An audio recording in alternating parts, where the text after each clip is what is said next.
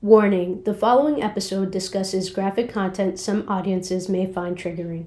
Content includes, but is not limited to, sexual assault, domestic violence, illegal drug use, and suicide.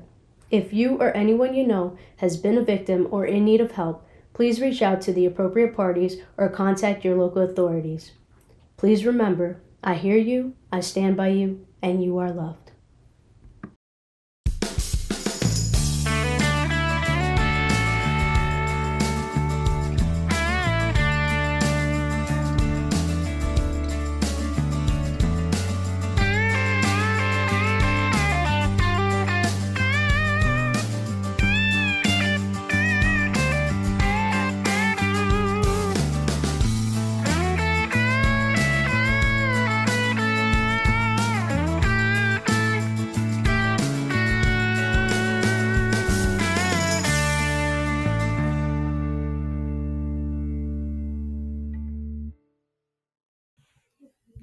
Hey, what's going on, everyone? It's your host, Mish, for Stories I Shouldn't Tell. And with me today, I have a very awesome person that I can say I've had the pleasure of knowing since we were 16, maybe? Something like that, right? I was a sophomore, you were freshman, Yep. right? But here with me today, I have Old Bridge's finest, awesome swimmer. Really beefing me The up. man himself. I Pretty appreciate sure, it. pretty sure he's got some medals, right?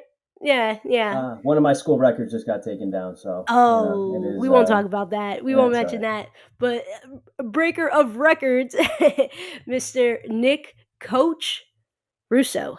What's going on? Appreciate the introduction, Mish. Thank you again for having me on the show. Absolutely.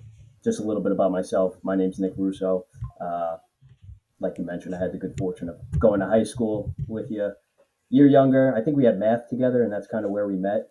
You think I'm Um, younger? I'm actually older than you. no, no, no. I'm saying I'm a year younger than you. Oh, yeah. Yeah, My yeah. bad. Sorry, I No, heard. Yeah. I was like, wait, hold on. What? no, I know. Yeah, so I think you nailed it. You were a sophomore. I was a freshman. Yeah, yeah, It's yeah. weird. I think it was Miss Hydorn was the teacher. Oh my Um, God, that's right. Random things that just stick in my head. That is correct. Yeah. So, um, yeah, that was our introduction, and obviously, I thought you were really cool people back then, and still feel the same way. Thank you. Um, Thank you. I've been teaching for the last 10 years. That's kind of the route I pursued. I started coaching at a young age, so that kind of I don't know if you can hear my daughter in the background screaming, but That's all uh, right. that's what kind of influenced my decision to become a teacher. Started coaching at 17 years old. Really felt the reward of being able to work with kids and helping them become better versions of themselves. Even though I was just coaching swimming, I said, you know what, this is very rewarding. What can I do as a career that can kind of give me the same feeling? So pursued my degree in health and physical education. Graduated in 2014. Started teaching in Newark for 2 years, Oh, and wow. yeah, I was working originally at a school for kids with behavioral disorders. Um, so I always say starting out there was definitely for the best in my opinion because you kind of just got thrown into it, and on top of just trying to teach a lesson, working with that population, it was basically all kids who were kicked out of the public schools and kind of like a last chance school type of situation. So Yeah. really getting to know those kids, getting to build a rapport with them, see the things that they've gone through and we're currently going through, coming from someone who grew up just in the suburbs of a pretty middle class family.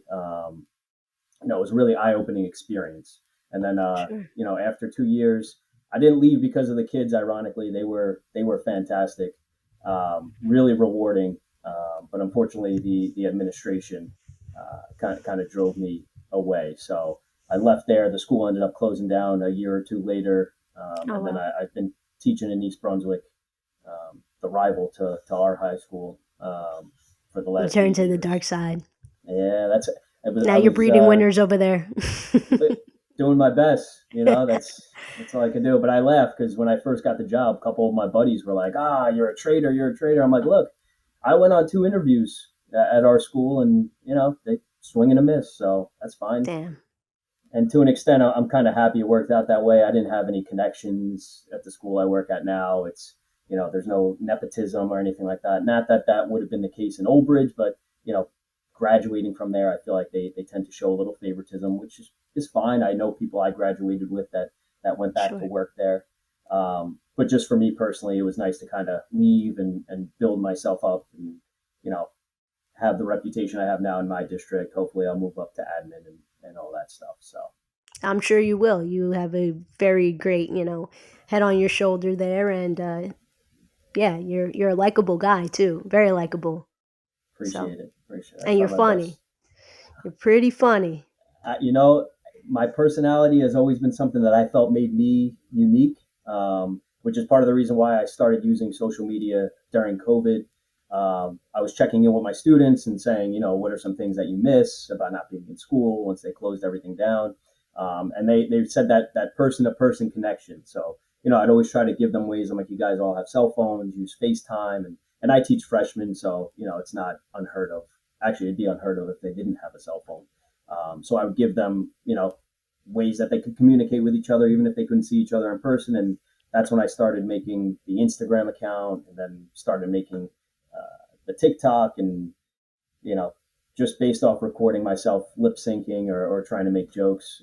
If you're anything like me and you have been active your whole life, you probably suffered some kind of injury.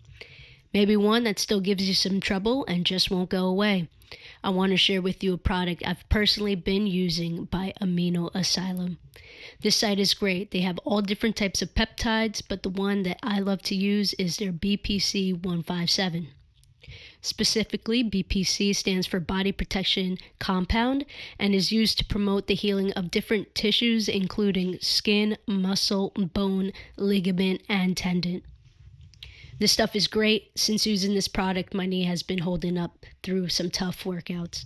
BPC 157 is just one of the many peptides available on the Amino Asylum site. What I love about using their products is they take pride in bringing industry best quality and pricing. You can save yourself some additional money by using code MEESH at checkout. That's MEESH at checkout to save 20% on your orders. Please note you must be 18 or older to access the site. This ad is also not medical advice, and you should always consult with a medical professional before using any supplements, including peptides. It took off from there, and like 75,000 followers on TikTok, over 50 on Instagram. So the one thing is I've debated on starting a podcast, and outside of doing an interview that I did last week for a teacher who's going for her doctorates, this is the first podcast that I've been on, despite being asked to be on a couple. So, if it's all right, I'd like to ask you, how's it going? Yeah, yeah, The absolutely. difficulties. I'm sure you could hear my boys right now, so We'll I trade. think But you hear someone's my daughter at the crying. door. I think someone's at the door, so give me 2 seconds. I'm sorry, I'm gonna just pause this for a minute, but I will answer your question. All right, sorry about that. He's probably gonna go for a little bit. Oh my god. Might as well have him come in and join the I show. know, yeah. I'm about to have him come in here and just sit. Um oh my god, sorry, give me 1 second. You take care of what you got to take care of. Sorry about that again. Okay, so yeah, so to answer your question, how it's going for me. So you kind of mentioned it a little bit before we started recording, but yes, I did have the podcast originally, and then I stopped it for some time, and then I decided to pick it back up. Um, when I first had it, it was going really well. The reason that I stopped it though was because I was actually in the process of getting hired by the Secret Service. I was going through that whole job application. Yeah. So a lot of people at that time, I didn't say anything. I was very hush hush about it because, until it was a legit thing, right? I didn't want to just, oh, yeah, I'm looking at, yeah. So the reason that I didn't end up getting hired with them was due to the car accident back in 2020. So I sustained some injuries and I actually ended up withdrawing my application. But Oh I my was goodness. on, yeah, I was on the physical fitness phase. So I had a conditional job offer with them, but like I said, due to limitations that I had, with the injuries and everything like that. I wasn't going to be able to perform what they needed me to do, so withdrew the application. And around that same time, I actually ended up getting hired with the company that I work for now. So all in all, it worked out. I've been with that company ever since, so it's like 5 years or something like that. So yeah, I can't say that that it messed anything up. I'm a firm believer that everything happens for a reason. So probably was difficult at the time, but um, again, what's meant to be is often how it plays out. I'll take that to the grave. So Yeah, I and I mean, think it shows being that you're still with the job right now and making it work. So yeah, at the time it was definitely disheartening. Um, I think that I was missing that big military identity that I once had. And so that's why it was kind of a way for me to have a foot in the door and, back into that type of lifestyle. And then when the car accident and everything happened, it really made me reconsider a lot of things and be like, okay, so maybe that's not what I should want anymore. Like, there's a reason that I got out, and I should start living my life outside of that identity. It was very hard. I actually went through like a whole identity crisis and was just doing crazy things at that point. So yeah.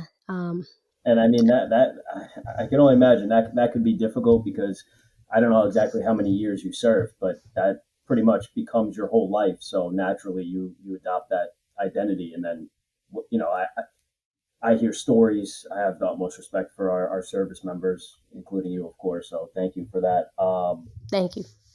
But you hear stories of what people go through with PTSD and all that stuff once they leave the military. So I'm sure that plays somewhat of a role, it becoming who you are as a whole. And then once you're discharged or leave, or however it takes place, you no longer have that identity because you're not going into work regularly, or serving the same way that you were in years prior. So Yeah, it's definitely, like you said, you no longer um, have that same like work load. It's a different capacity, right? And I had a hard time, I guess, kind of taking on the more so veteran versus being the service member. You know what I mean? Like, I didn't want to, I looked as I looked at veterans before me as like people that you really, I don't know, like, I couldn't consider myself like a veteran yet. You know what I mean? Like, I'm like I didn't earn that yet. Even though I did because of my absolutely. deployments and everything, it was just I was like, I'm not a veteran. Like, I couldn't identify that way. And it wasn't until I really started to appreciate it, right? That I was okay leaving the military. And it's not like I wasn't full time. I tell people all the time I wasn't active duty. I was guard, so I was always half civilian, half service member, right? The thing is, I spent so much time you know, wearing a uniform because I would pick up different trips that they needed an extra hand in, or and anytime that I could be out the door, I was out the door. So that's how I made a lot of like the way that the guard works is we have like um, active duty days, kind of like that add up, right? And so that's how I made up like a lot of active duty days and was able to get a lot of the same benefits that active duty members got because I was always volunteering, you know? Yep. So yeah, I really I don't know, I really took to being a service member. Like, I enjoyed it. I loved wearing that uniform. I took a lot of pride. So then once I decided to not re-enlist, and that was my choice. Um, at that point in my life, I kind of felt like, okay, I've done everything that I've wanted to inside of the service. I made staff sergeant. Could I keep going? Yeah, sure. I could have kept going. At that point, though, I was starting to kind of, I don't want to say the wrong word, but I was starting to kind of like get a little disgruntled with the way, kind of like the way that you were with the administration that made you want to leave. Hmm. That was kind of like how it happened for me too. And Yep. I didn't want to be mad at the time that I spent serving. I didn't want to be that disgruntled veteran. I didn't want to hate my time in uniform. So I left at a time where it was like peaceful for me, where I knew like, okay, I'm happy that I served. I'm happy that I gave, 6 years of my life to do this. If I was to do it for another two or four, two, I'd probably be okay, but another four, I'd probably every year I would be adding more grace to my head and getting like more pissed off at the way that the system's working and this and that. And yeah, so I didn't want to part like that. I wanted to part with some some On happiness. your own terms. Yeah, yeah, yeah. Yeah. And it's funny you mentioned that on a much lesser scale. From my perspective, it reminds me of when I swam in college. My freshman year, things were going well. My appendix ruptured towards the end of the season, so I ended up missing the rest of the season. Came back my sophomore year, and I had butted heads with the head coach here and there.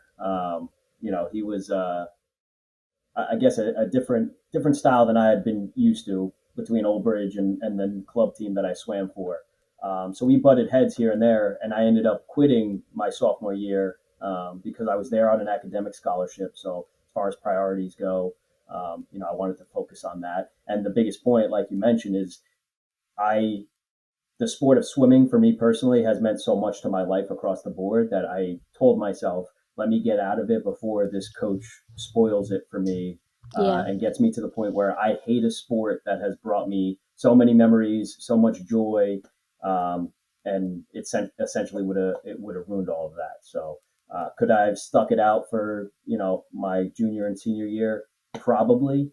The people on the team is what really made it uh, worth it. But I think just the issues I had between myself and the head coach made that all the more difficult. So I ended up turning Absolutely. it into a positive by bringing that into my coaching philosophy now when I work with kids. And I see how they get during practice, and I think of how I was during practice. I have a good work ethic, but when it came to practice, I try and cut corners here and there. So now I'm a little more hard on my athletes when I tell them, stop taking laps off and make sure you're coming to practice regularly. And when they give me the excuses that I remember using as a kid, I turn it back on them and say, look, I know where you're coming from, I get it, but I'll never kind of go after them the way that my college coach came after me and with the doubt. And I was dealing with injuries and I had a partially torn labrum, and I'm like, coach, I can't make it through practice because I'll get through, the warm up and then the main set. I can barely move my arm. And he's like, oh, it's only a partially torn labrum. And Mm. I'm like, yeah, but it's still torn. Like it It hurts. still Like, hurts. Yeah. yeah. Like, yeah, So but I'm there's like, pain. you know, but and it's funny the other thing you mentioned too, right? How you said when it comes to how you felt like you weren't a veteran, even though the most literal sense you were after Yeah. serving 6 years and doing earning the accolades that you did.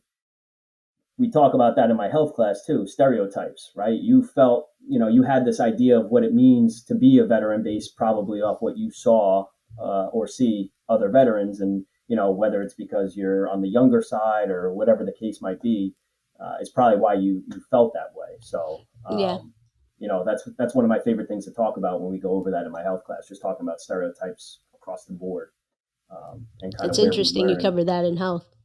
Yep. Yep. That's cool. Yeah, so we talk that particular unit. We talk about gender roles, differences between males and females, and um, the biggest message I try to send home to them is don't let something like your sex get in the way of pursuing something that you want to do. And I think you're perfect proof of that. Um, if I joke with my students, the examples I like to give is elementary school uh, teacher and sanitation worker. If you think back to when you were in elementary school, I'd say the majority of us had female teachers. And there's reasons for that, right? Women tend to be more nurturing. They're better with organizational skills. I say I could never teach elementary because with line leaders and everything's color coordinated. I'm like I just don't. But that's just me. I'm not saying is it because I'm a guy. Maybe that's part of it. Maybe it's just the way I was raised. It's nature versus nurture. It's a combination of both. Right. And then I have my students. I'm like think of a sanitation worker, right? It's a garbage man. I'm like, ladies, if you want to go work in sanitation, go for it. And men, if you want to go be an elementary school teacher, don't let it hold you back because you think, oh, I can't do that because I'm a guy or I'm a girl. Try and take those barriers away. It's so funny that you bring this up because, so as I mentioned to you, my wife right now, she's at her cousin's son's birthday party, right? And so I had to go buy a gift bag for the baby, right? And I think he's turning 3, 4. I don't even know, right? Which is bad. I should know. Um, but I I can made relate. sure to get the most like not because nowadays I feel like when we were kids, I'll start there. When we were kids, it was very much boys get blue, girls get pink, right? And you don't mix that in between. And so nowadays, right, parents aren't raising their kids like that. They're raising them to be a lot more open minded. And, I remember even when I was in my mid 20s, that whole like movement of boys wear pink came out. I don't know if you remember that. Of But course. so when I bought the gift bag, I made sure to get like the like most like neutral kind of bag, right? It was yellow, had different colors. But then when I bought the actual like tissue paper for the gift bag, I went with one that had different colors and it happened to have pink tissue paper, right? And so, I fixed it all up, right? And I used every color, including the pink one. And so I sent the picture to my wife and I was like, should I remove the pink? Like, is the pink okay? Because it's for a boy. Yep. And she Yep. was like, the pink is fine. And but that's the thing, right? Is it's Yeah. and I don't think it's a bad thing to think about it, right? Because this is something being a health teacher that it interests me tremendously, and I love having the opportunity to talk about it. And it's very discussion based in my classes where I want my students to share their perspectives, whether they agree, disagree, whatever it is. So there are studies that say that younger boys are drawn to the color blue, younger girls are drawn to the color pink, but when I talk about the whole nature versus nurture argument, it's very difficult uh, to dispute the fact that it's a combination of both, right? With biologically, most men are hardwired one way. Biologically, most women are hardwired another way. But that doesn't mean that it's set male, female. We're stuck having to do all those certain things. And even coming from a traditional, family, Italian family, I always joke because my dad is a traditionalist. Men do this. He worked so my mom could be a stay-at-home mom. My mom Yeah. had no issue. She wanted to be a stay-at-home mother. Nowadays the way the economy is, it's a little difficult to have a single income source. So, you know, another thing I enjoy talking about with my students. But one of the things we joke about is I'll ask my students, where do women belong? And they always, In the oh, kitchen. exactly. See? But that's the response, right? And I joke with that. I'm like, I was going to say the White House, but you're all set. So, just to kind of, again, give different perspective. My dad growing up was the cook for as traditional as he was. And my mom, she almost set the house on fire trying to make Easy Mac in the microwave. So, we'd want her as far away as possible from the kitchen. But That's hilarious. I use it as the opportunity to tell them, like, there's always outliers. You don't have to conform to every little thing. I think we're seeing in society maybe the pendulum swung a little too far as like, oh, be what you want to be and do what you want to do. I do think to have a functioning society, we do need certain guidelines, and there's certain things that males do better than females, and there's a lot of things that females do better than males. Um, but in the least, I think it's worth having those conversations. I Um, agree with you 100%. you I know, think that that's one of the things that I mean, I'm not a teacher, right? And obviously, I'm no, I mean, you're a student every day, right? But I'm not a high school student. But that's one of the things that drew me to your actual social media, aside from me knowing you, was the topics that you hit, and then like the questions that you propose, and the fact that you actually, you know, use your classroom as like a discussion floor. That's awesome because I don't think that I feel like I didn't have that in high school. I had that in college. I had a class that was like that. It was actually a psychology class that I had that was very much formatted that way. Yeah. But yeah, And we I'm sorry. I was no, going to say no, go we ahead. didn't have that open discussion, and we weren't allowed to challenge the teacher's views per se. Yeah. Yeah. Which again, I always say I'm a huge supporter of the Socratic method. I tell my students all the time, ask questions. If your teacher explains something to you, I use myself as an example because I don't want them coming off as rude or whatever in their other classes. If I say something to you, I present you with information or whatever it is, and it doesn't make sense to you, and you want to know more information, challenge me on it. Ask questions. If I can't explain it to the point where you understand it, then it's flawed on my part.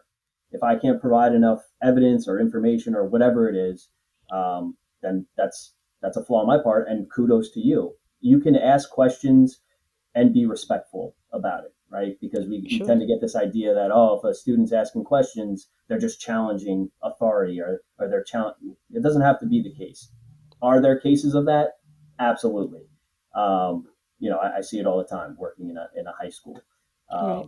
But I think for the most part, if you present it in a way where it's healthy to ask questions, and then when you receive the response that kind of makes that light go off in your head, you've done your job as a teacher. So, and going back to what you said, how we didn't have classes like that in high school, I that's one of the reasons why I love where I teach and what I get to teach because we had the one marking period of health. Hey, listen up real quick. Are you sick of wearing the same old gym shirts with the traditional motivational phrases? Do you want to wear some shirts that add some spice to your gym clothes? Do you want to wear gym clothes that makes you look and feel like a badass? If you answered yes, then you need to check out my friends over at Iron Outlaws. No more boring quotes like impossible is I'm possible. Nah, get that shit out of here. Throw it in the trash. We're coming out swinging heavy with our quotes, so heavy you can literally rock a shirt that says lift heavy, eat ass. And it doesn't stop there. Nah, these shirts were made for the untraditional ones, the true outlaws. Go grab yourself some gym clothes that has a fucking attitude. I bet you'll hit a PR wearing that shirt that says shut the fuck up and lift before you hit a PR wearing some basic gym tee. Head over to ironoutlaws.com and use code MISH at checkout to save 15%. That's code MEESH, MEESH, at checkout to save yourself some money and get yourself some cool guy gym gear. Three marking periods of phys ed, so it was kind of like, all right, we were with our phys ed teacher in the gym, and then it's like, okay, we got to go to the classroom for one marking period. And Right, yeah. my own personal experience, I could say this confidently. I'd say most, if not all, phys ed teachers do not want to teach health. They just want to get through that marking period, so they're going to do whatever they can to kind of breeze through it. Watch Whereas videos. now, exactly where Yeah. I in the district where I teach now, I get my students for two marking periods. They go for me, and then they switch to phys ed. So it's like two totally different classes. There's no overlap. There are some phys ed teachers who also teach health, but me, I only teach health. The other ninth grade teacher, she only teaches health, which I think is a good thing because I focus on just teaching health and how can I give my students the best experience in the classroom. So yeah, we do have a lot of lessons where it's discussion based. And I tell the kids, I'm like, look, you guys are going to lead this. I'm here to moderate the conversation. If you disagree with someone, challenge them. If you agree, feel free to double down on what they're saying. If I push back, it's not because I'm telling you you're wrong per se. I'm playing devil's advocate. I want to pull more out of you and challenge the ideas because I feel like nowadays that doesn't happen often enough. Um, Yeah. the Yeah. way some people approach conversations is I want to be right. So, and if you don't agree with me, then you're a terrible person. And the one of the first messages I tell my students is, we're all cut from a different cloth. We've gone through different life experiences, and that's essentially shaped our reality. That's how we perceive the world in front of us. And being that no two people have gone through the same experiences, we're always going to have different perspectives. So the only way we're going Absolutely. to bridge that gap is by talking about it, you know? Right, right.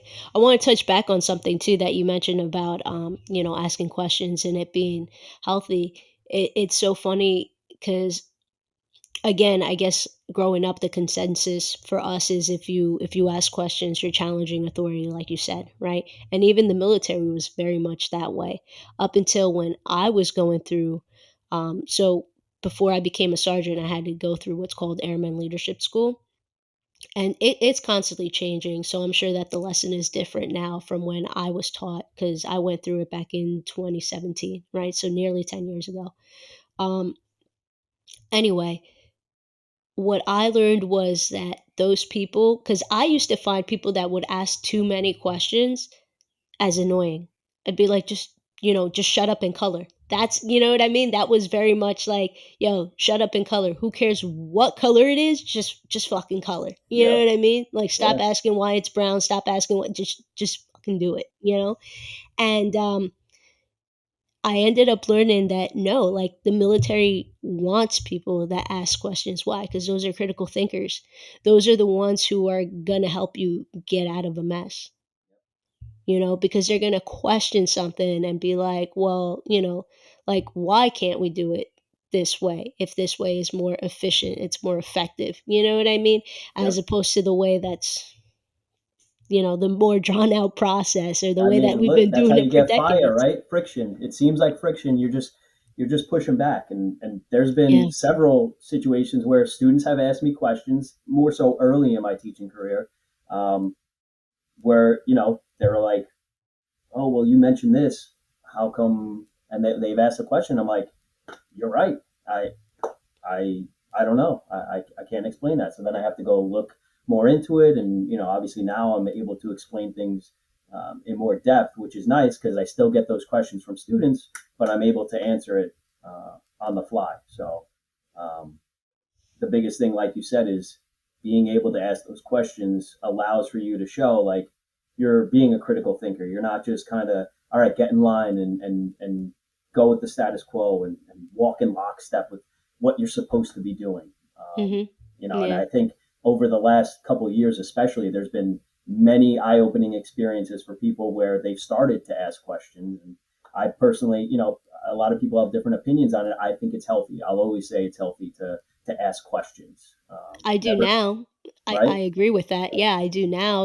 Again, um, because my view was so old school too, and it was very much I came from a household where it was the same as yours, where, my dad worked so that my mom could stay home and raise us. Completely traditional. My mom cooked though, not my dad. My dad can't boil water, man. Yeah, You know, but but in any event, he was very much the disciplinary. My mom was too, but it was always wait till your dad gets home, and yep, you didn't want him to get home, oh yeah, so um yeah, like, I never wanted to challenge him per se, but there was times where I was rebellious, but I was rebellious because I didn't understand his rules, but I wasn't allowed to question them. You know yep, what I mean? Like, you weren't allowed to ask, and I'm sure if I was allowed to ask the questions, maybe I would have understood him better. I didn't come to have a good relationship with both of my parents until I was much older, until I was in my 20s, basically almost out of the house.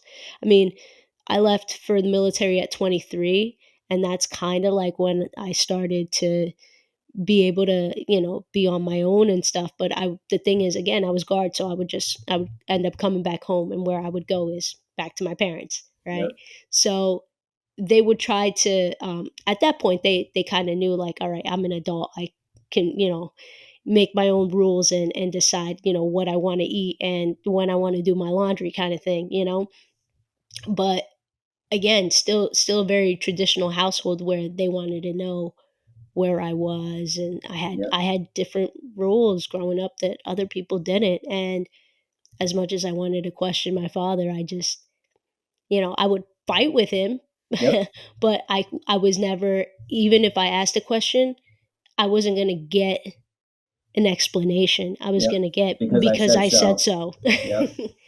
Nailed it. And Yeah. I see it a couple things to hit on, how you said, I mean, I don't know if it was, if you have siblings, if it was the same for all or only child, but I know I got to observe the way my sister was treated by my parents versus me. And as I got older and would ask my parents about it, if I was a senior in high school and was like, oh, I'm going to go, or can I go sleep at my friend's house? Hmm. Yeah, no problem. They would ask questions, who's going to be there, things like that.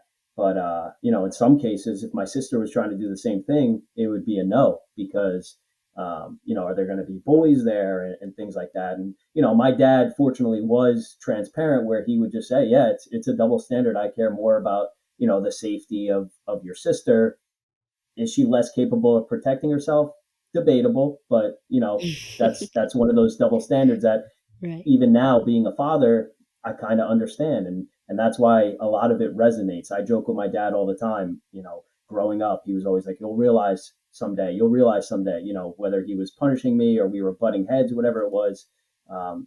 He just would always say that you'll see someday. And as I've gotten older, he's been almost spot on with pretty much everything, and I get to the Right. point where I'm like, oh my God, dad was right.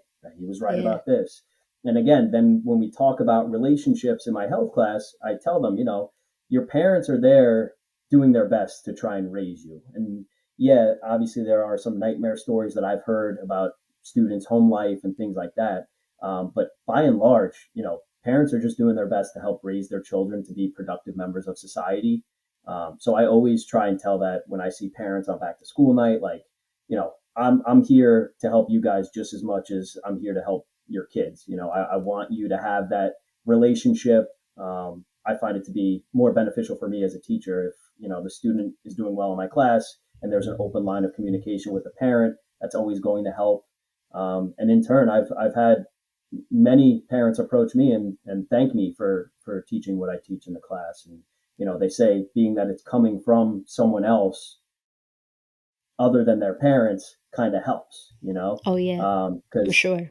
you have the same experience I have growing up. If mom and dad tell you something, it's like, all right, it's mom or dad versus, a teacher who maybe you liked or had a good rapport with. And you're like, you know Looked what, up coming to. from them, Yeah. your parents could have said the same exact thing, but hearing it out of my teacher's mouth, all right, It sounds this much cooler. exactly, exactly, and that's the other thing. I've had parents say, I'm glad my son or my daughter's learning from a young male, and I see it in my job itself. There's certain students where I'll have halfway through the school year we switch. We get new students the second half. So the first half you kind of get to know the students, even if you don't have them in class. The ones who are causing trouble, getting in trouble, things like that.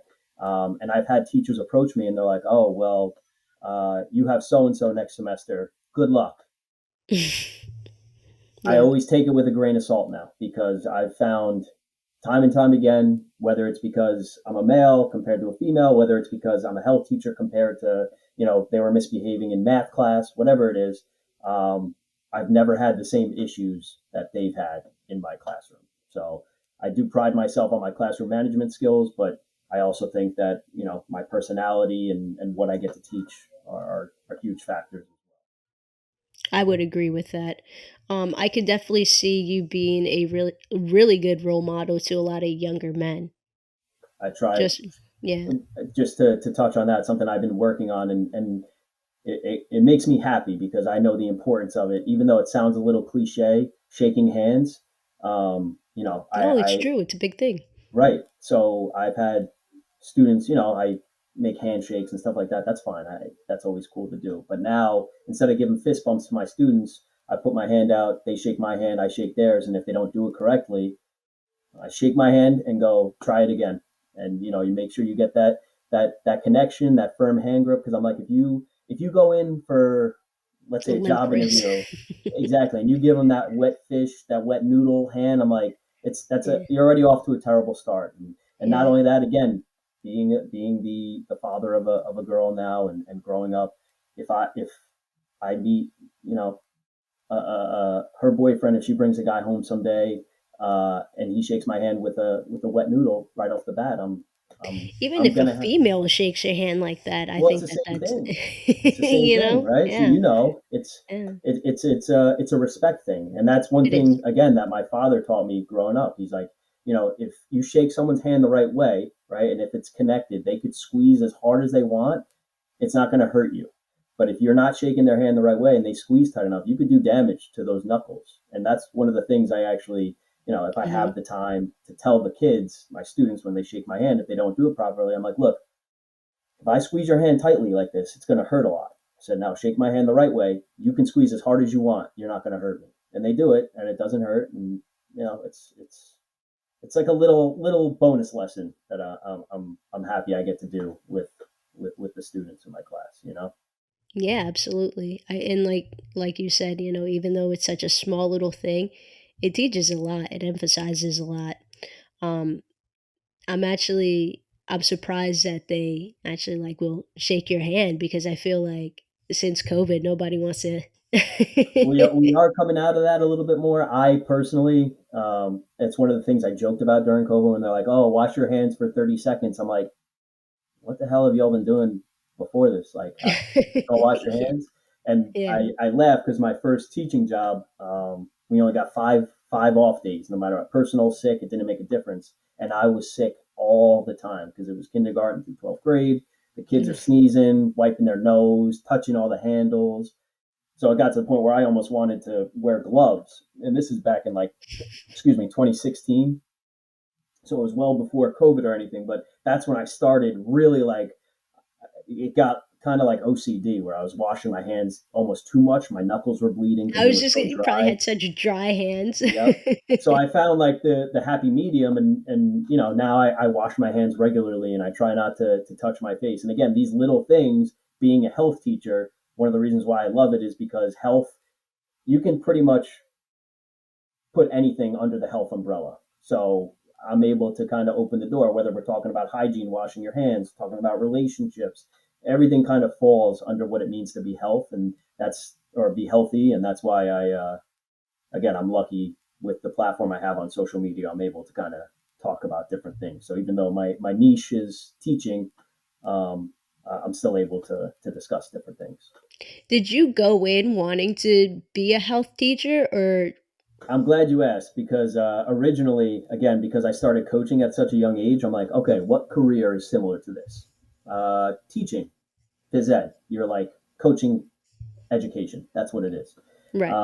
So I'm like, I want to be a phys ed teacher. And the first 2 years, it was the traditional. I was a PE teacher. We had the one marking period of teaching health, and then when I switched districts, I actually started as an aide um, Mm. in the district I teach at now, which is a whole nother conversation. I have a tremendous amount of respect for as little as teachers get paid, paraprofessionals get paid much less for what they have to do. So I did that for 3 months and I was reaching my wits ends. I'm like, if I don't get a job, a teaching job, I can't survive off of $600 every 2 weeks. This is brutal. The Yeah. the the effort of having to put in working, being a one-to-one aide and things like that.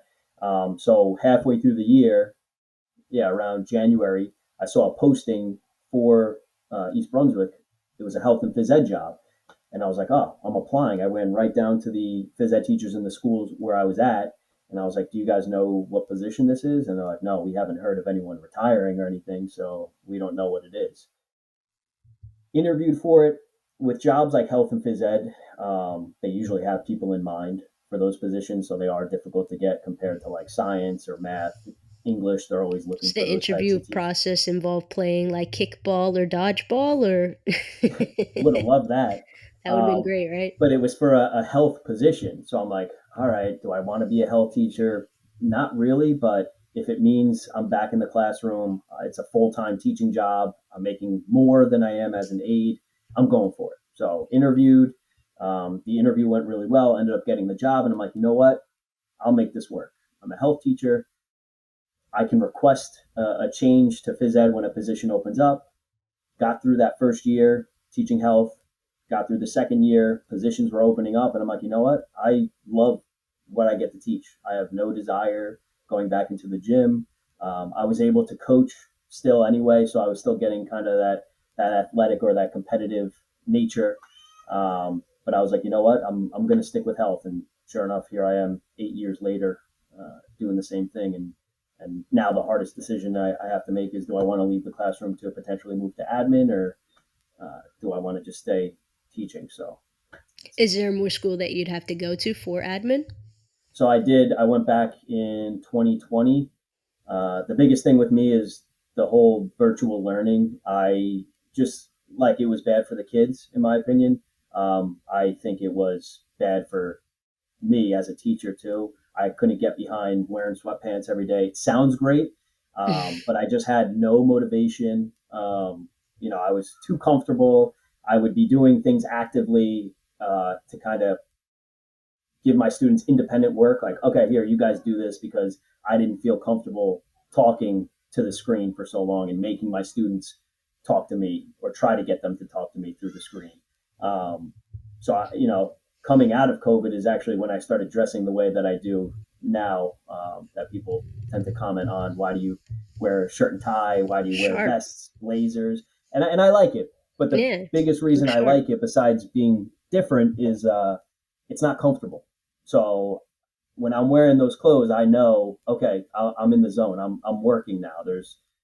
You're not taking a nap in a shirt and tie. You're not taking a nap with a blazer on. You can't get comfortable. So It's like a work dog. When they put the vest on, they know that they're working. When they take that vest off, they get the chill, or their harness, exactly, whatever. Yeah, yep. that's funny. So that's one of the things that I like about it. And I started my master's in 2020, finished 2 years later, because again, I felt stagnant. I'm like, I don't feel like I'm the teacher that I used to be. I don't feel like I have that drive, that motivation. So I'm like, let me try and better myself. I went back for my master's. 2 years later, 4.0, finished all of it, and now I have some experience at the admin level during summer school, where it's our extended school year program. I'm the principal for that for the last 2 years. So Oh, um, nice. I feel like I have pretty good experience to move up to an assistant principal position or something. So we'll see once those positions start opening up. Would you still stick to being a coach, or? So that's what's tough is, in my district, if you move to admin, you're not allowed to coach, which is Mm, even harder because I know the swim schedule, it wouldn't conflict with the contract of an assistant principal, the contractual hours. But for whatever their reasoning is, but that would be one of the hardest things to deal with, is stopping parting that. with that? Yeah, absolutely. You know, Um, so what I was gonna ask is, with the social media, right? Around what time did you feel like you started to gain that popularity? so it's funny. One of the little things I do in my classroom is I wear different socks every day, and I usually, I'll tell my students, if you ask me what socks I have on, I'll show you them. I'll tell you a corny dad joke that goes along with the whatever the socks that I'm wearing for that day. And they're always like, "Oh, do you come up with the jokes?" I'm like, "No, I Google in the morning when I get to work, and I just remember the joke for the day if you guys ask." So my initial social media that I made was Mr. Russo socks, and I would just post the socks every day, kind of to give, again, during COVID, my students something to look at on Instagram or whatever. Yeah, And then I would see, as I'm on social media, I would see other teachers, especially during COVID. I feel like that's when a lot of people started using TikTok, started using Instagram, social media more. yeah, Um, for sure. making jokes about education, whether it's lip syncing or taking a sound and bringing it into the classroom. And I'm like, I have a lot of ideas for that. I'm like, I also feel like I'm a decent lip syncer. So I'm like, let me try and do this. Yeah, So I you started at doing least know that. the lyrics. Exactly. I'm telling you, I laugh because I see some people try and do it, and I'm like, Hey everyone, I wanted to quickly share with you this grooming product I've been using. It's called Rich Roots Beard Conditioning Moisturizer. Yes, I said beard, but hear me out. This is a product developed by a good friend of mine, Samson, who wanted to create an all in one beard care grooming product. That's why he decided to make it using all natural, high quality ingredients such as beeswax, coconut oil, mango butter, and he uses lavender oil and eucalyptus oil to give it a great scent. This stuff is so amazing, it even has vitamin E, which is why I decided to use it on my hair. It's promoted everything from shine to hair growth and locks in moisture. I've been getting so many compliments on my curls. I truly love this stuff. That's why you should go pick yourself some up and give it a try. Head over to Rich Roots and type in code Mish at checkout to save yourself 15%. That's Mish, Meesh, at checkout, and let them know that I sent you. Just Did you missed. did you watch that before you posted it, or um, but yeah, so it started taking off with those, and I laughed because I always said, all right, my students started finding it, and they're like, oh, we follow you, and blah blah blah, and I'm like, you know what, it's all right, it's strictly professional, that's fine. I'm like, if I have 300 students every year roughly, and let's say half of them follow me or less, I can gain about 100 followers per year, 150 followers per year, and maybe I'll build a platform from there. So, you know, obviously didn't have much in the beginning, and then the video started taking off more and more, started gaining more traction. And when you have a video get 6 million views on Instagram, it's an awesome feeling, but you're also going to gain a decent amount of followers there too. So, Yeah. probably within that first year is when I got a couple thousand, and then you hit your points where it's waves. You're posting content. You're trying to catch that I guess that high again of going viral, which sometimes makes you desperate to do things. So I always try and take a step back with the content that I'm producing. Don't try too hard. Stick to what you used to do. Stick to what makes people laugh, and I genuinely enjoy doing it. So I think that's a big piece to it. Finding balance, has that been hard now that you're a father, and I know you said she's going to be turning 2, which I Yep, can't even believe, but it's incredible. I'm an early bird, so I do a lot of I never do anything social media related during contractual hours, but I get to school. I don't have to be there till around 7:45. I get there at 6:30 in the morning. So mm, my morning is I'm up at 4, I go to the gym, I go to work, and I get there early, and that's where I do like either filming or editing from footage the day before. And my daughter's sleeping during that time anyway, so it's not really a big deal whether I was, skipping the gym in the morning and going in a little later. Doesn't really make a difference. She doesn't wake up till 7 or 8, regardless. So I wouldn't be home just because of work.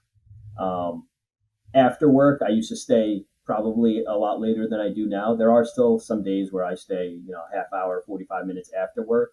Um, but it hasn't been as challenging to find that balance. And again, kudos to my wife. She's, super mom. She it's does a lot. awesome. We have the support of, both of our families. I don't know if you have, friends with kids or just families, but the child care costs are absolutely insane. And Astronomical. yeah, and just being Yeah. able to have my mom or my mother-in-law come over to watch her is, there's no words to describe how thankful I am and grateful we are to have that. So, it's Yeah, definitely absolutely. helps. I didn't even realize, I just found out recently, so my wife, one of her family members, their kid, um, is pretty much gearing up to go to school, but they can't because there's like a lottery system or something that the school takes, If it's right? I didn't pre-K, even. right? Is it for pre-K? I think it is for pre-K, yeah. Yeah. So New Jersey did like grants, and schools can apply to Mm, open that program. So they only get a certain amount of money, so they can't just accept all the kids. There are, I think, some districts that they just don't have enough where they need to do a lottery program. Like, you know, let's say if it's a small town that only has a certain amount of pre-K students, they could probably take everyone in. Um, but yeah, being that you're only going to get a certain amount of teachers, and that means you only have a certain number of classes. I have one of my best friends. He has to apply for the lottery every year for his daughter, and now it's going to be his son because his oh, daughter's wow. old enough. But yeah, it's tough. I didn't realize it was statewide. I just thought that it was their county. Or, yeah, I thought it was county. Well, that's the thing. Not everyone in the state has it. I don't know the process. I think the school district has to apply for the grant, and not Mm, everyone gets the grant. So I guess whatever your proposal is and what kind of resources you have, like North Brunswick, I know they have the pre-K program because that's where my buddy lives and Oh, he okay. uses it. So um, I don't know what the criteria is to get approved or not. Yeah, I totally brand new to me. I feel like, everything's so different from when we were growing up. Forget about it. And that's the thing too. A lot of teachers say like, oh, people look at school as being childcare, and when you take a step back, it really kind of is for some people, which is unfortunate. Right. But like we said, having a single income is in New Jersey at least it's not very doable. So both parents have to be working. Therefore, both Yeah. uh, I was just you're going to say gonna that too. you got to get coverage for the kids. So sending them to school, yes, hopefully they're learning and getting the most out of it, but it's also essentially watching your child. How do you feel about people feeling like teachers should be the ones almost, I don't want to say raising their kids, but a See, lot, I feel it's like a lot of, not a lot of parents, but there's definitely parents out there that because they spend more time at school than they do at home kind of thing, yeah, the teacher should take on that guardian role.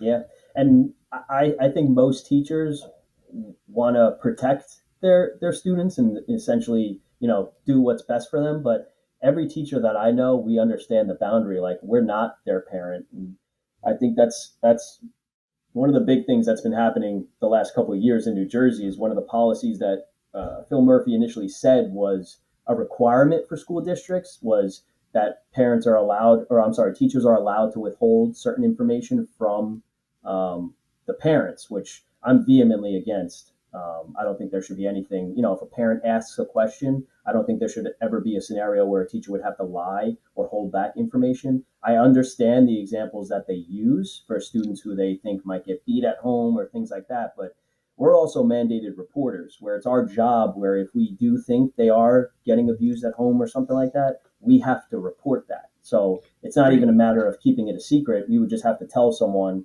and then, child protective services would get involved and things like that. As for it's a very unique spectrum with, in my opinion, how parents approach it. Because I've had parents approach me and say, especially being a health teacher, it's a little different, I guess.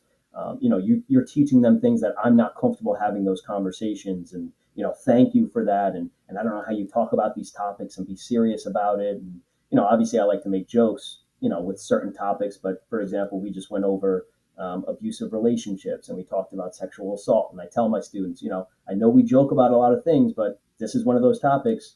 I don't want to hear a joke. I'm not going to make jokes about it. This is a serious topic. So I understand why parents aren't comfortable having those conversations. And then you have the other side of things where, people think I'm indoctrinating their kids. And it's the farthest thing from it. I'm sure you've seen things online. I've seen things online. There are bad people out there in every profession. There are bad Right. teachers as well, and I all for calling out those bad apples. But it is not the majority. Uh, Not even close. Obviously, it's a small minority, and just like we call out bad people in general, regardless of their profession, I think the same applies for teaching as well. The only more difficult part of it is I think we're getting to the point where teachers are just very underappreciated. So it makes it tough, you know. Yeah. I feel like I could agree with that statement. You guys are definitely underappreciated, and I think for a while, it was more so as opposed to parents believing teachers, they were believing their kids kind of thing, and making it seem like teachers were an issue, even though And you're trying to help the I, issue. You know what I I mean? say that right when I was younger, when we were younger in school, if I went home and I had gotten in trouble, my mom would ask me like, "Okay, what did you do?" Right. Now I feel like kids go home and the parents are like, "Well, what did they do to you?" It's always like, and I always try to point out, I'm like, why would a teacher make more work for themselves to go after a student? Like having to write them up, that's all work. Having to make a phone call to the parents to tell them about a behavior that's happening in class. Why would I make that up? Why would I do that for no reason? I'm doing it to help you be informed on what's going on with your student and their behavior in school. I'm not doing it to attack your child. I want what's best Right. for them. And I think they can get what's best for them if I inform you on how they're behaving in school. So I think we're seeing a shift, just how the way we grew up and we're going to school, we shifted one way from that, the whole, gentle parenting and things like that. I think now we're starting to see a shift where we see that may have caused more harm, and that we got to work together. Teachers are adults, and just like parents want what's best for their children, obviously that relationship comes first.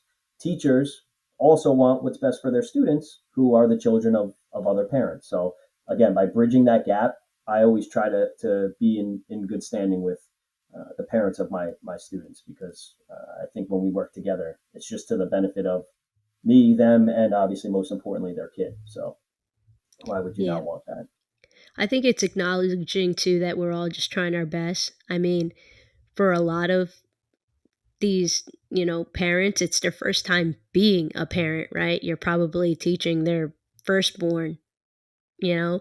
And then because it is their first time being a parent, yeah, it's not your first time being a teacher, but it's your first time dealing with said student, you Yep. know? And that's the thing. Now, being a parent myself, a whole different perspective, which I get. There are a lot of teachers who maybe don't have kids of their own, so I do try and emphasize that as well. Like, yeah, especially like first time parents, they're gonna be super protective of their kids, because that's that's everything. Like, my daughter is my world. Like, I would do anything to protect her and make sure that she's okay. So I think there's a way about, or a good way to go about that. And again, as a parent, what I would do and what I will do when my daughter gets older is I want to build a bridge between myself and my daughter's teachers, because that's only going to benefit my daughter.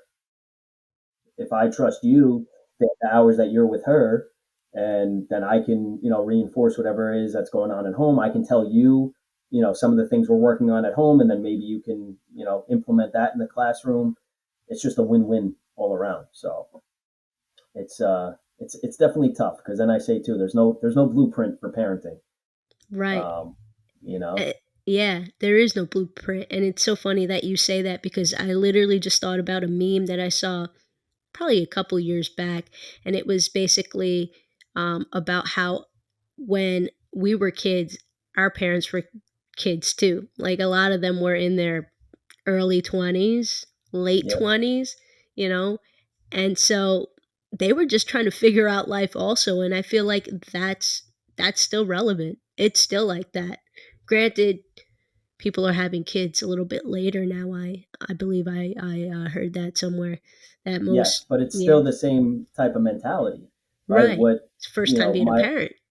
Right, because you think about now, like everything's kind of pushed back later, but we're still in the same mindset, or still kind of living a similar lifestyle, even though they were doing it a couple years earlier. So, we were 30 when we had our first kid. My mom was 23 maybe when she had my sister. Yeah. Um, but similar points in their lives. My dad was working a full time job. My mom was working as well. She stopped to be a stay at home mom. Um, Yeah, same. they were living in an apartment. My wife and I are living in a condo. It's similar in terms of what you're dealing with. So Right. that's a good point. Yeah, absolutely. Um I'm sorry, give me 1 second. No worries. Sorry for my like 15th million interruption there.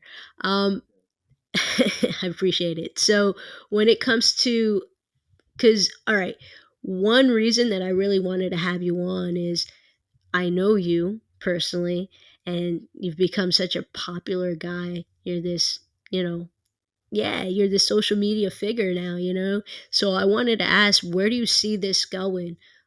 If it could go anywhere, where do you want it to go? Are you looking Well, for endorsements? Like, what's up?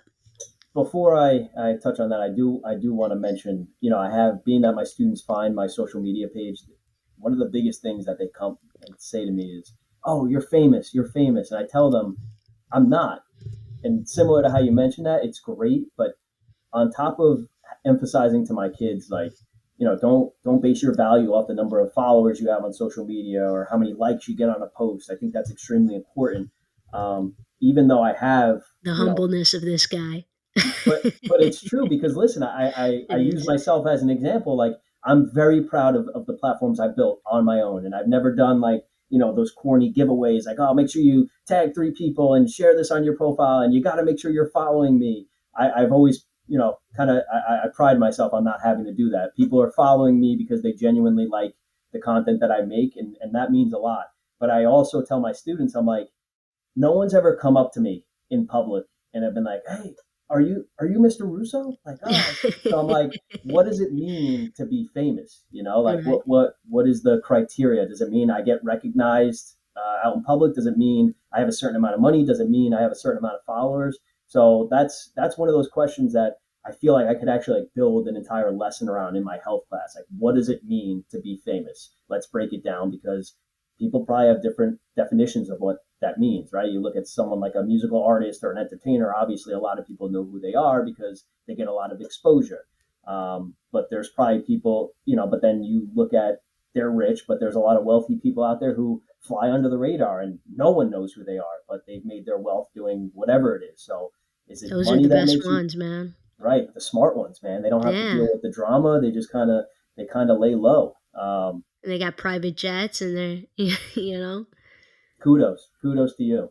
right. Um, but as far as where I see my page going, it's been a lot of fun just to begin with, and now I'm at the point where I'm like, okay, how can I capitalize on this genuine following that I have? A lot of support from my followers. I laugh, I post things, and it's like I get comments from like the same people, and I'm like, this is like how I felt growing up, where I would watch, videos on YouTube and leave a comment on someone's video and hope that they responded, and people have DM me like, oh my God, you answered my DM, and I'm like, is that a big deal? And they're like, yeah, I would have never expected you to. And I'm like, I'm just a normal guy, like, Yeah. I'm a normal guy who kind of puts himself out there. I think I try to be funny and things like that, which is subjective to an extent. People probably watch me and they're like, this guy's an asshole, or, he's not funny. And I've gotten I don't think comments so. like that. Well, I appreciate you. I'm glad I'm on this podcast. Be kind of awkward if not. Um, but I'm like, there's definitely, we have trolls out there, and you got haters. So the content's not for everyone, but ideally, if I could get an endorsement of any kind, it would be great. I've gotten, Scholastic. I'm sure you remember that from when we were kids, right? Yeah. Scholastic. I did a deal with them where I made, I think it was 3 videos, and they paid me a certain amount of money, and they gave me a free subscription, and I'm like, this is cool. That's I awesome. I got a my wife and I, we needed a new mattress for our bedroom, and it just so happened that around that time a mattress company reached out to me, and they're like, oh, you're a health teacher, so sleep is important, and we'll give you a king size bed if you make a video and post it on your social media. So I have kind of gotten some perks from it, which is awesome. But I actually would like a little bit more, I guess, guidance on what I can do moving forward, because I don't know. I'm like, do I make merch? I'm like, do I try and sell T-shirts? Would people actually buy that? I'm like, I don't know. Yeah. Again, one of Mr. the first Russo things, Health, let's go. MRH. We got to Um, do a collaboration of stories I shouldn't tell cross Mr. Russo Health. Like uh, that's the next hockey jersey that we let's just got do to it. do. Let's make it happen. That's And it. even more so, Hats, yeah, if we're everything, making sports pens. apparel, right? And that's one of the reasons why I came on too, is to say, I've thought about doing the whole podcast thing, and you're actually doing it, and you've been doing it. So, Yeah. I think that's awesome. So, um, Thank you. it's like a mutual thing, right? Like, I don't know if you have a social media for the podcast, or is it only on Spotify? So I have the Spotify, obviously that has its own page, and then my TikTok. I've been trying to kind of gear that more towards, because that's where I had my initial following was on Okay. TikTok. Granted, I got it, because of my dog, because of Omelet, right, and all his videos going viral.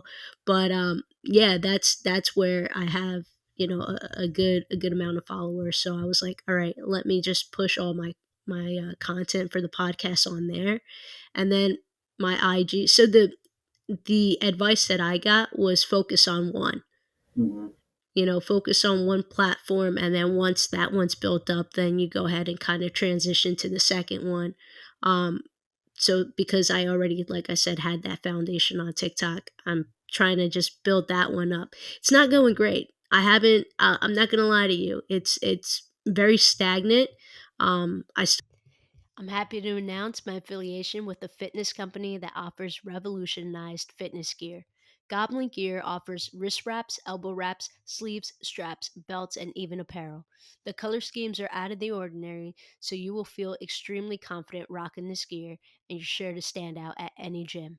Not only are the colors cool, but the quality of the material is second to none. I personally use the elbow sleeves. They feel nice and comfortable, not too tight around the elbow, and just enough to give me a 360 support. I can do any movement of flexing the elbow, and I know these sleeves won't slide down like the others. That means I can focus on my lift without worrying about the sleeves failing me on the next reps. That kind of stuff is important to me because when I'm working out, I don't want to have to worry about constantly stopping in between reps to readjust gear. Don't believe me? Try it out yourself. I promise you'll find a style and color that you love. Check out goblingearclub.com and use code MISH at checkout to save 10%.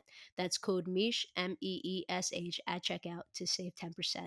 Now go elevate your fitness journey today. Check out these sleeves right here.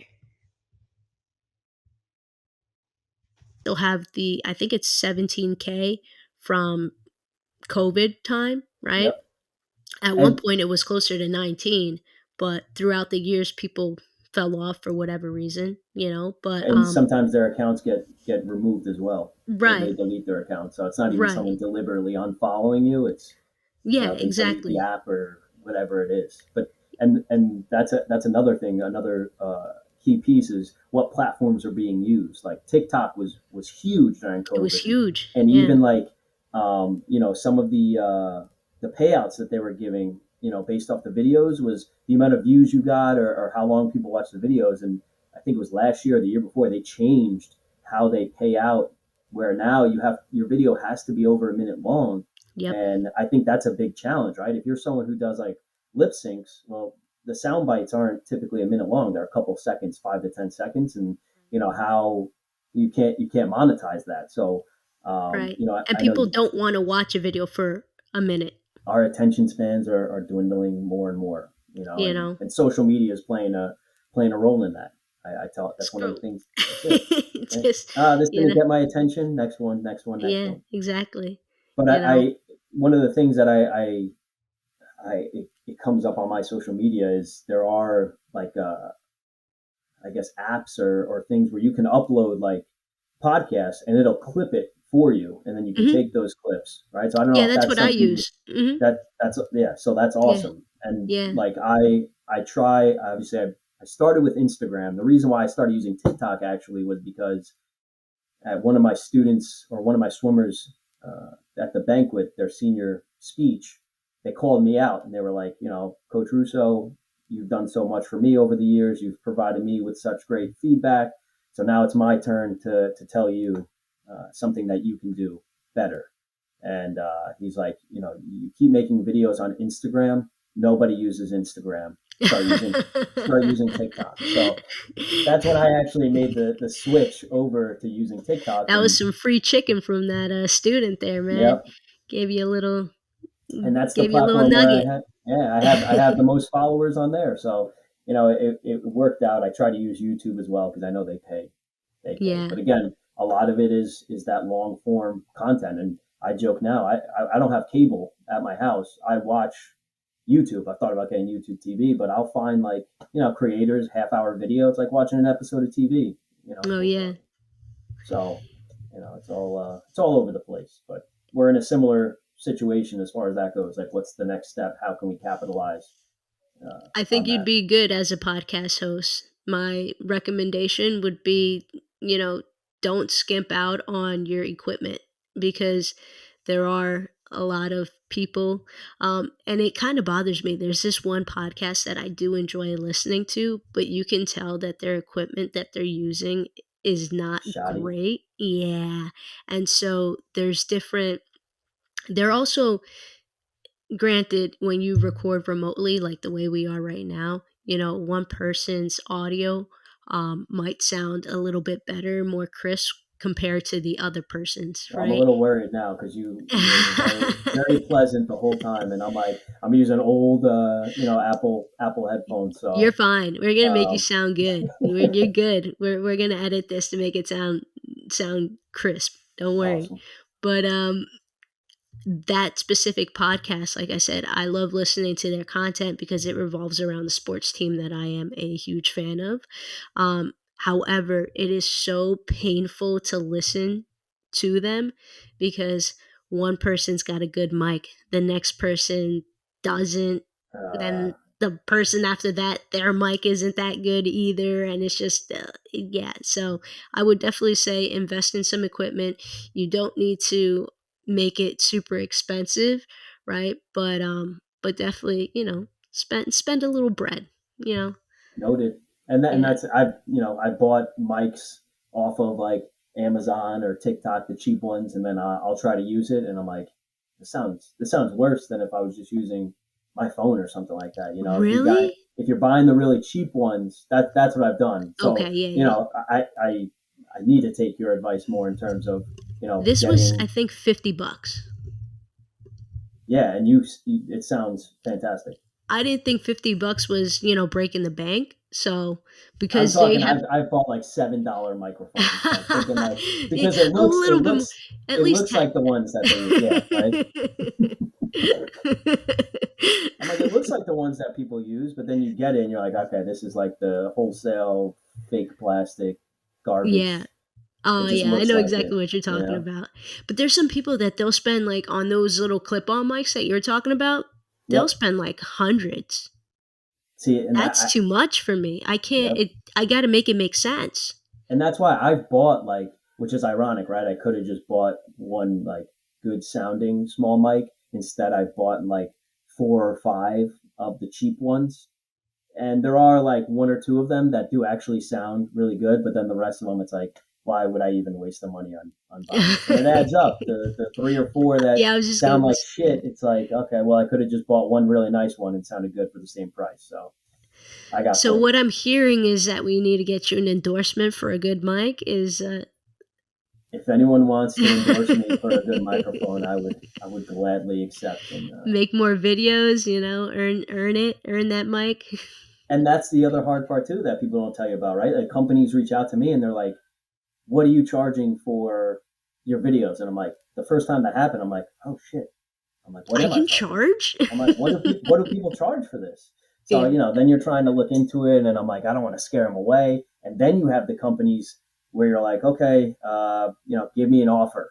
And in my head, I'm thinking like, okay, a decent amount, nothing crazy. And the offer they come back with, I'm like, that's awesome. Yeah, yeah, let's do it.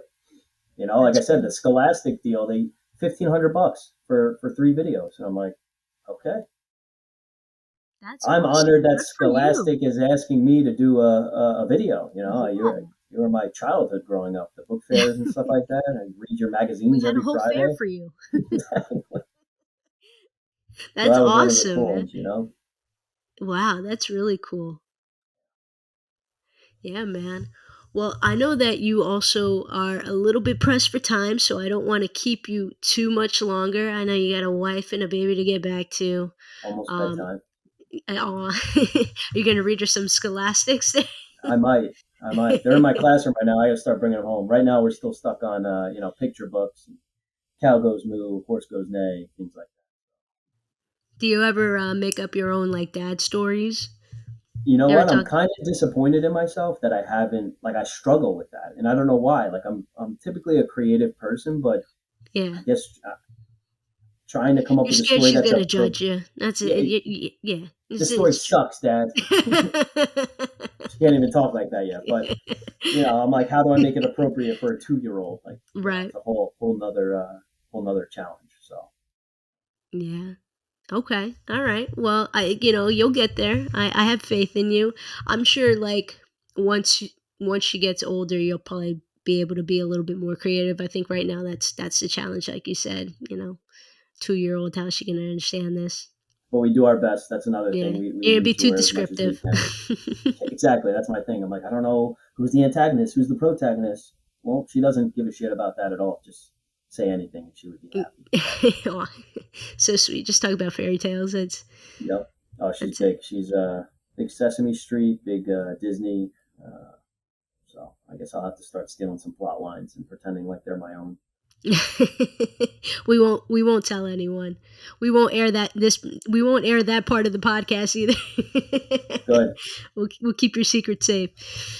All right, man. If anyone could take anything away from this podcast, what would you want that to be? Some last words that you'd love to leave the people with. In a general sense, my biggest thing is, and again, I tell this to my students, just like when we talked about earlier, not putting barriers in front of yourself. If there's something that you want to do, whether that's start a social media page or a podcast, do it. I think one of the biggest issues I had early on is, oh no, I'm going to post this video on social media and people are going to judge me.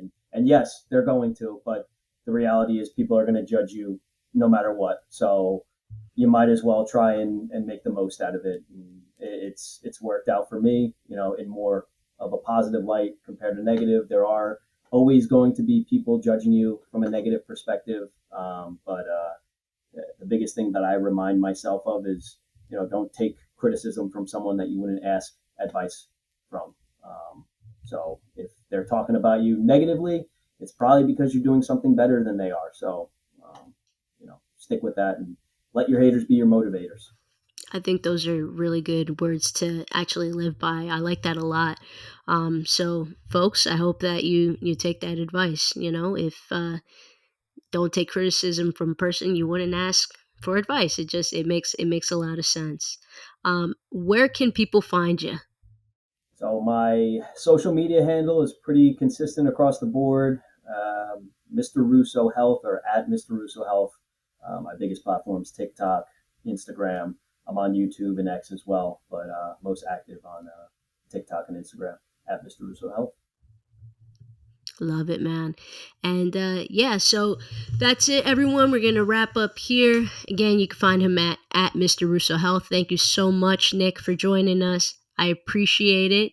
And I hope to have you back, It'd be my pleasure. Thank you so much, Mish. You'd be a great co-host. I'm just saying, if you ever want a co-hosting gig. I mean, it sounds like something we could work out. I think I'm with telling you, the our collaboration, the Old Bridge, New cross, Jersey connection might have us getting something going here. So the that's something Heidi I'd be Dorns. interested in. Yeah, we. She'd be so What proud. class was that? Was that algebra? What? It had to be. It's ironic because I am friends with her on, I think, for one of the platforms. I've seen her, and I don't know if you remember, she used to draw like the goats and stuff on the board with chalk. The Uh, best. oh my god!